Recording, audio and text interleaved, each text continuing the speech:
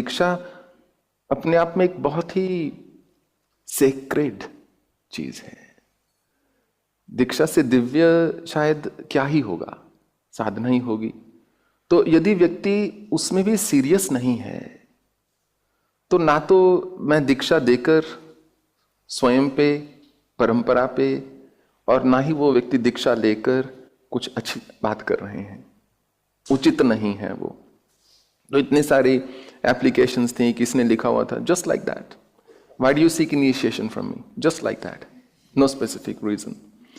तो कईयों का बहुत भाव था जो केवल मुझे कुछ 2-3 महीनों से जानते हैं, उससे भी कम जानते हैं।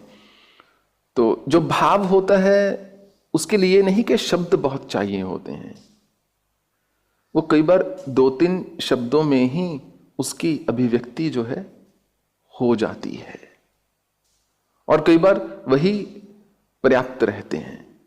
और कई बार जब भाव नहीं होता, हम निबंध के निबंध लिख सकते हैं बड़े बड़े, पर उसमें आप वही ढूंढ रहे होते हो कि भाव कहाँ है।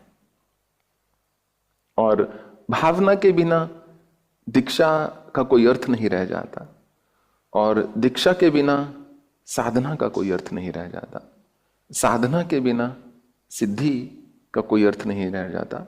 और मनुष्य जीवन लिया और किसी प्रकार से आगे कोई कुछ ईश्वर के पास ना पहुंचे तो फिर मनुष्य जीवन का ही क्या अर्थ रह जाएगा।